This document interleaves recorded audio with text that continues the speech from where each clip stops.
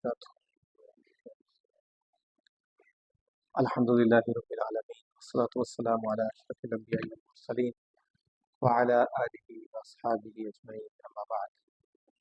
قال الله تبارك وتعالى في القرآن المجيد أعوذ بالله من الشيطان الرجيم وإذا سألك عبادي عني فإني قريب أجيب دعوة الداعي إذا دعان. اللہ رب العزت نے قرآن مجید میں نبی صلی اللہ علیہ وسلم سے یہ بات ارشاد فرمائی وَإِذَا سَأَلَكَ عِبَادِي، اے نبی جب آپ سے میرے بارے میں میرے بندے سوال کرتے ہیں تو آپ نے ان کو کیا جواب دینا ہے؟ فَإِنِّي قریب، کہ میں ان کا رب ان کے قریب ہوں. اجیب دعوت الداعی، جب دعا کرنے والا مجھے دعا کے لیے پکارتا ہے، جب وہ مجھ سے دعا کرتا ہے تو میں اس کی دعا کو قبول بھی کرتا ہوں. سامعین محترم، اللہ کا یہ لاکھ لاکھ شکر ہے، آپ اور میں یہ بات اچھے طریقے سے جانتے ہیں کہ ہر انسان کو ہر وقت اللہ تعالیٰ کی ضرورت رہتی ہے. ہم اٹھتے بیٹھتے سوتے جاگتے اپنی ساری زندگی میں اللہ تعالیٰ کے محتاج ہیں، اور یہ بات میں اور آپ اچھے طریقے سے جانتے ہیں. لیکن یہاں سوال یہ پیدا ہوتا ہے کہ کیا ہم نے جس طرح اللہ تعالیٰ کی معرفت ہونی چاہیے اس طریقے سے اللہ تعالیٰ کو پہچانا؟ کیونکہ اگر انسان اپنے اللہ کو اس طریقے سے پہچان لے جس طرح اللہ کی پہچان اور معرفت ہونی چاہیے تو انسان کی زندگی کا رخ بدل جاتا ہے، اور انسان جو ہے وہ اس کے ایمان کا لیول ہی الگ ہو جاتا ہے، کیونکہ وہ اپنے اللہ کو پہچانتا ہے، اور اس کے بعد اس کی یہ کیفیت ہوتی ہے کہ وہ اپنی حاجت کسی کے سامنے نہیں رکھتا. اگر وہ کسی کے سامنے اپنی ضرورت اور حاجت رکھتا ہے تو وہ اللہ کی ذات ہے. صرف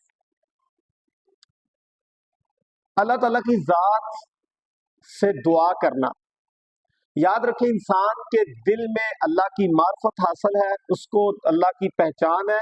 اس کی سب سے بڑی نشانی یہ ہے کہ وہ اپنی حاجت صرف اللہ کے سامنے رکھتا ہے، کسی اور کے سامنے نہیں رکھتا. انسان جتنا زیادہ اللہ کے قریب ہوتا ہے، جتنا اللہ کو پہچانتا ہے، اتنا ہی وہ اللہ تعالیٰ کے سامنے التجا کرتا ہے، روتا ہے، گڑ گڑاتا ہے، اور اپنی ضرورتیں اللہ کے سامنے رکھنا شروع کر دیتا ہے. دعا صرف اور صرف انسان کی، یاد رکھیے کہ الفاظ کا مجموعہ نہیں ہوتا کہ انسان نے زبان سے الفاظ ادا کر دیے، بلکہ دعا انسان کے دل کی ایک کیفیت ہے. ٹھیک ہے، وہ اتنی ہی کیفیت بہتر ہوتی چلی جاتی ہے جتنی اس کو اللہ کی پہچان ہوتی چلی جاتی ہے. تو انسان کا اللہ کو پہچان لینا یہ اللہ تعالیٰ کی بہت بڑی نعمت ہے، اور اللہ کا انعام ہے کسی بندے پہ کہ اس کو اللہ کی معرفت حاصل ہو جائے. جب انسان کو اللہ کی معرفت حاصل نہیں نہ ہوتی تو انسان دوسروں کے سامنے اپنے ہاتھ پھیلاتا ہے. انسان جو ہے وہ دوسروں کے سامنے اپنی التجائیں رکھتا ہے، وہ اللہ تعالیٰ کو چھوڑ کے وہ چیزیں بھی دوسروں سے مانگتا ہے جو صرف اللہ دے سکتا ہے، جیسے اولاد ہے، جیسے جو ہے وہ روزی ہے، جیسے اور معاملات ہے. وہ کسی دوسرے کے سامنے جو ہے وہ ہاتھ نہیں پھیلاتا جو اللہ کو پہچانتا ہے، اور جو اللہ کو نہیں پہچانتا وہ دوسروں کے سامنے ہاتھ پھیلاتا ہے. تو یاد رکھیے انسان کو اللہ تعالیٰ کو پکارنا، انسان کا اللہ سے دعا کرنا، ٹھیک ہے، یہ حقیقت میں اللہ تعالیٰ کی پہچان کا ایک بہت بڑا نشان ہے، اور یہ علامتی مظہر ہے کہ انسان کو جو ہے وہ اللہ کی پہچان ہے کہ نہیں. اور یاد رکھیے گا کہ دعا کے بارے میں ہمارے کچھ عقائد جو ہیں وہ شاید بدل چکے. ہمیں ضرورت ہے اس بات کو پہچاننے کی، دعا ہے کیا چیز. تو دعا کے بارے میں آپ کے اور میرے پیارے پیغمبر جناب محمد رسول اللہ صلی اللہ علیہ وسلم نے یہ بات ارشاد فرمائی کہ الدعاء هو العبادہ. یہ دعا کیا ہے؟ عبادت ہے. دعا کیا ہے؟ عبادت ہے. اور عبادت اللہ کے سوا کسی کی جا سکتی ہے؟ کیوں جی کی جا سکتی ہے؟ نہیں کی جا سکتی. دعا صرف اللہ تعالیٰ سے کی جائے گی، کیونکہ دعا عبادت ہے، اور عبادت اللہ کے علاوہ کسی کی نہیں ہوتی. اور عبادت کا اجر ہوتا ہے. ٹھیک ہے، دعا کرنا عبادت ہے. ایک ہوتا ہے دعا کا قبول ہونا نہ ہونا، یہ بات کی بات ہے. ٹھیک ہے، لیکن دعا بذات خود، ٹھیک ہے، یہ ایک عبادت کا نام ہے، کیونکہ نبی صلی اللہ علیہ وسلم نے اس کو عبادت قرار دیا. ٹھیک ہے، تو اس لیے عبادت اللہ کے سوا کسی کی نہیں ہو سکتی. اس سے پتہ چلا کہ انسان دعا اگر مانگتا ہے تو صرف اللہ سے مانگ سکتا ہے، کسی اور سے دعا نہیں کر سکتا. तो अगर कोई बंदा समझता है कि फलां भी सुन सकता है, फलां भी सुन सकता है, फलां भी सुन सकता है, कोई जिंदा सुन सकता है, कोई मुर्दा सुन सकता है, कोई जिन फरिश्ता कोई भी सुन सकता है, अल्लाह के सिवा पुकारने वाले की पुकार को सुन सकता है, तो उसको अपना अकीदा ठीक करने की जरूरत है। वो गुमराह तो हो सकता है, वो सही इस्लाम को नहीं समझ सकता, क्योंकि वो जिस अकीदे का मालिक है ये अकीदा किताब और सुन्नत में मौजूद नहीं।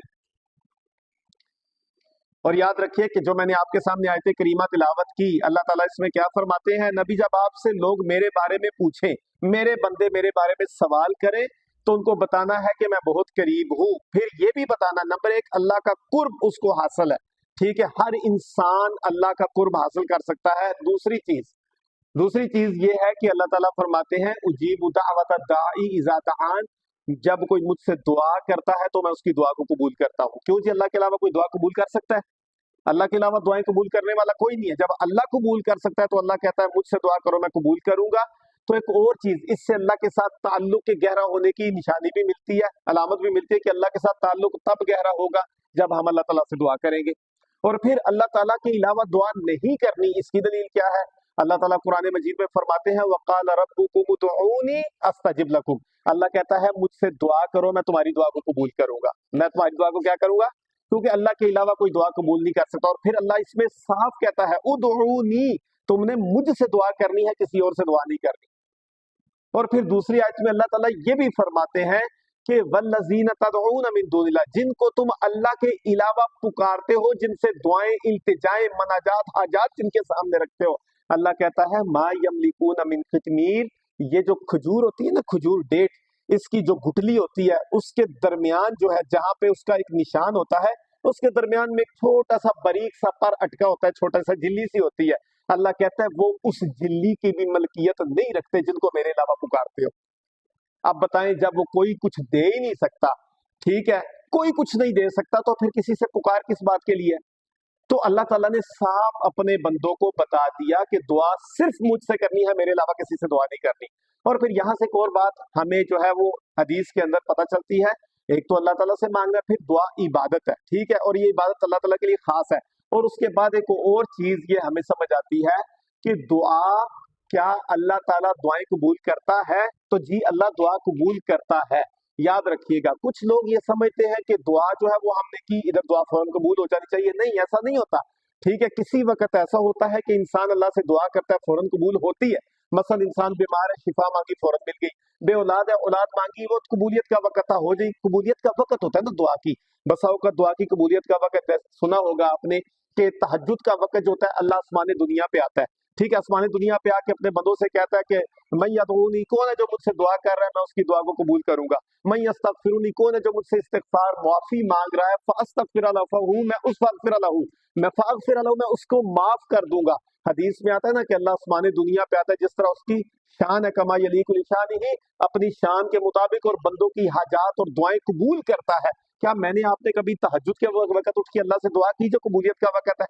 फिर दूसरी चीज, एक और वक्त, जब अजान हो जाती है और उसके बाद अकामत होती है, इसके दरमियान थोड़ा सा वक्फा होता है, ठीक है, किसी वक्त 10 मिनट का, किसी वक्त 15, कभी 20, कभी 25 मिनट का, कुछ वक्फा इसके दरमियान होता है। नबी सल्लल्लाहु अलैहि वसल्लम ने फरमाया, ला युरद्दु दुआउ बैनल अज़ानी वल इकामा, जो अजान और इकामत के दरमियान दुआ करता है, अल्लाह के रसूल फरमाते हैं उसकी दुआ को अल्लाह रद्द नहीं करता, उसकी दुआ कबूल होती है। इस वक्त को दुआ के लिए खास करना चाहिए। इसी तरह जुमे के अंदर एक खास घड़ी है जब इंसान अल्लाह से जो भी दुआ करता है, मांगता है, अल्लाह उसे अता कर देता है। तो ये भी एक खास दुआ की कबूलियत की घड़ी है। और बहुत सारे कबूलियत के औकात हैं जिनमें हम दुआ कर सकते हैं। खास दिन भी हैं, जैसे अरफा के दिन, ठीक है। खास मुकामात हैं, जिन मुकामात पे बंदा दुआ करता है तो बंदे की दुआ कबूल होती है। लेकिन सवाल यहाँ पे ये है कि दुआ किसी वक्त ऐसा होता है कि दुआ फौरी तौर पे कबूल हो गई, और किसी वक्त ऐसा होता है कि अल्लाह उस दुआ को फौरन कबूल नहीं होती। अल्लाह ताला हकीम है ना, ठीक है, अल्लाह हकीम है, अल्लाह ताला जानता है कि इसको इसी वक्त ये चीज देनी है या इसके इस वक्त नहीं देनी। अल्लाह उस दुआ के इवज किसी और बीमारी और मुसीबत को खत्म कर देता है जो उस पे आने वाली होती है, और बंदे को नहीं पता होता, ठीक है। और बसा औकात ऐसा होता है दुनिया में दुआ नहीं कबूल हुई, अल्लाह ताला उसकी दुआ को आखिरत के लिए जखीरा कर देते हैं। जब क्यामत वाले दिन अल्लाह के हुजूर पेश होगा तो इसके नामा अमाल में उस दुआ का इतना अजर होगा कि इंसान देख के खुश हो जाएगा। तो ये दुआ जो है ये मामूली चीज नहीं है। قرآن مجید کو ہم پڑھ کے دیکھیں تو نبی صلی اللہ علیہ وسلم کی دعا جو قرآن میں ایک آیت ہے، آپ نے پڑھی ہوگی، آپ سب کو آتی ہے، ربنا آتینا فی الدنیا، کے کیا ہے، حسنۃ وفی الآخرۃ حسنۃ وقنا عذاب النار، یہ آپ نے دعا پڑھی ہے نا، یہ قرآن مجید میں دعا موجود ہے۔ یہی دعا نبی صلی اللہ علیہ وسلم کے بارے میں آتا ہے، حضرت انس بن مالک رضی اللہ تعالیٰ عنہ فرماتے ہیں کان اکثر دعائی نبی صلی اللہ علیہ وسلم اللہم ربنا آتنا فی الدنیا حسنۃ وفی الآخرۃ حسنۃ وقنا عذاب النار۔ اللہ کے رسول اکثر اوقات یہ دعا پڑھا کرتے تھے کہ اللہ تو مجھے دنیا آخرت کی بھلائیاں عطا کر دے، اور دعا میں انسان کیا مانگتا ہے، ربنا آتنا فی الدنیا، اللہ دنیا میں بھلائی عطا کر۔ دنیا کی بھلائی کیا ہے، اللہ دنیا کے اندر صحت مجھے عطا کر، ٹھیک ہے، صحت بندے نے مانگ لی، اللہ دنیا میں اچھا روزگار عطا کر، یہ دنیا کی بھلائی ہے نا، اچھا روزگار مل جانا، اچھی حلال روزی مل جانا، اچھی اولاد مل جانا، اچھی بیوی مل جانا، انسان کو اچھی سواری مل جانا، اچھا گھر مل جانا، یہ ساری دنیا کی بھلائیاں جو اللہ کے رسول نے اس میں مانگ لی۔ اور ربنا آتنا فی الدنیا حسنہ وفی الآخرۃ حسنہ، دنیا کا معاملہ ختم ہو رہا ہے، موت اچھی آ جانا، یہ بھلائی ہے کہ نہیں بھلائی ہے، موت کے وقت کلمہ نصیب ہو جانا، ایمان کی حالت میں موت ہونا، ایسی موت ہونا کہ اللہ تعالیٰ کو پسند ہو موت، وہ ٹھیک ہے، ایسی موت کا آنا یہ آخرت کی بھلائیوں میں سے ہے۔ اسی طرح جو ہے مرنے کے بعد قبر کے عذاب سے محفوظ ہو جانا، یہ آخرت کی بھلائیوں میں سے ہے۔ اسی طرح قیامت والے دن جب بندہ اٹھایا جائے تو نامہ اعمال جو ہے وہ بائیں ہاتھ کی نسبت دائیں ہاتھ میں دیا جائے، تو یہ بھی انسان کی کامیابی کی دلیل ہے۔ اور قیامت والے دن اللہ کے نبی کی شفاعت، آپ کی سفارش نصیب ہو جائے، یہ بھی آخرت کی بھلائی ہے۔ انسان پل صراط سے گزر رہا ہو، انسان صحیح سلامت امن کے ساتھ وہاں سے گزر جائے، یہ بھی آخرت کی بھلائی کی دلیل ہے۔ اللہ تعالیٰ معاف کر کے ہمیشہ کی جنت عطا کر دے، یہ ربنا آتنا فی الدنیا حسنہ وفی الآخرۃ حسنۃ وقنا عذاب النار، یہ آخرت کی جو ہے وہ حسنات ہیں، بھلائیاں ہیں۔ تو دنیا اور آخرت کی ساری بھلائیاں اللہ کے رسول سے ایک دعا میں مانگ لیا کرتے تھے۔ اور پھر حضرت یونس علیہ السلام کے بارے میں آپ نے سنا ہوگا، جب وہ مچھلی کے پیٹ میں چلے گئے تو پیٹ کے اندر جو ہے وہ ایک تو پانی کا سمندر کا اندھیرا، پھر پیٹ کا اندھیرا، کوئی بھی سننے والا نہیں ہے۔ جب انسان کو اللہ کی معرفت ہوتی ہے نا، تو انسان کو پتا ہوتا ہے کہ میں نے دعا کس سے مانگنی ہے اور میری جو ہے پریشانی کو ختم کر سکتا ہے۔ تو حضرت یونس علیہ السلام نے کیا دعا مانگی تھی، لا الہ الا انت سبحانک، قرآنی دعائیں ہیں نا، لا الہ الا انت سبحانک انی کنت من الظالمین۔ یونس علیہ السلام نے مچھلی کے پیٹ میں کس کو پکارا، اللہ تعالیٰ سے دعا کی ہے۔ تو دعائیں مانگنا، صبح کی دعائیں، شام کی دعائیں، ہم نماز میں کیا کرتے ہیں، پورے قرآن مجید میں جو ہے وہ اس کا خلاصہ کون سی آیت ہے، پورے قرآن مجید کا خلاصہ ہم سورہ فاتحہ پڑھتے ہیں تو اس میں آتا ہے اہدنا الصراط المستقیم، پڑھتے ہیں کہ نہیں، اللہ ہمیں صراط مستقیم عطا فرما، ہمیں صراط مستقیم پہ چلا، یہ قرآن مجید کا خلاصہ ہے۔ صراط مستقیم میں ساری کی ساری ہدایت اور سب کچھ پورا دین آ جاتا ہے۔ انسان اللہ تعالیٰ سے یہ دعا مانگ رہا ہے، نماز میں دعا ہے، پھر نماز کا شروع ہے، یہ یہاں سے شروع ہوتے، اختتام کیا ہوتا ہے، اللہم انی اعوذ بک من عذاب القبر واعوذ بک من فتنۃ المسیح الدجال واعوذ بک من فتنۃ المحیاء والممات۔ یہ ساری دعائیں کیا کر رہے ہیں انسان، اللہ جو ہے وہ مجھے عذاب قبر سے محفوظ فرما، اللہ جو ہے وہ زندگی موت کے فتنے سے بچا لے، اللہ فتنہ دجال سے بچا لے، اللہ چٹیاں بھرنے سے، اللہ ان چیزوں سے بچا لے، گناہوں سے بچا لے۔ یہ ساری انسان دعائیں مانگ رہا ہے، صبح کی دعائیں، شام کی دعائیں، حتیٰ کہ انسان اپنی ضرورت پوری کر رہا ہے، کھانا کھانا اپنی ضرورت ہے، انسان دعا کر رہا ہے، واش روم میں جانا قضائے حاجت کے لیے اپنی ضرورت ہے، انسان نکل رہا ہے، پھر اللہ تعالیٰ سے دعائیں مانگ، اللہ تعالیٰ سے بھلائیاں اور دعائیں مانگنا، اٹھتے ہوئے، بیٹھتے ہوئے، سوتے ہوئے، جاگتے ہوئے۔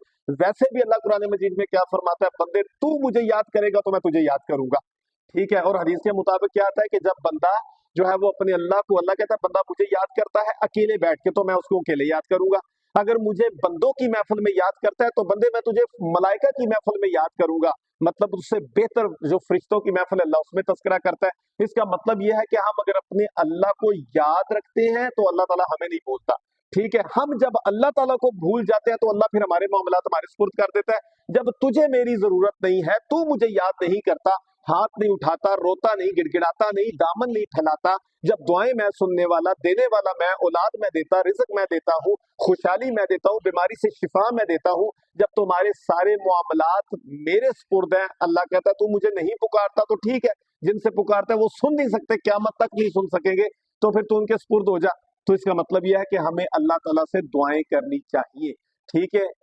اس درس میں آج یہ ہم نے سیکھا کہ انسان اگر دعا صرف اللہ سے مانگتا ہے، اپنی حاجات اللہ کے سامنے رکھتا ہے، تو اس کا مطلب یہ ہے کہ اس نے اپنے اللہ کو صحیح طور پہ پہچانا ہے، اور اگر انسان کی دعائیں کسی اور کے سامنے ہیں تو اس کا مطلب ہے اس نے اپنے اللہ کو پہچاننے میں غلطی کھائی ہے، اسے اپنی غلطی کی اصلاح کرنی چاہیے۔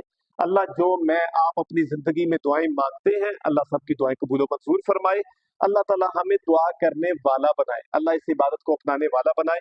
अक़ूलु क़ौली हाज़ा अस्तग़फ़िरुल्लाह ली व लकुम व लिसाइरिल मुस्लिमीन। अस्सलामु अलैकुम व रहमतुल्लाह।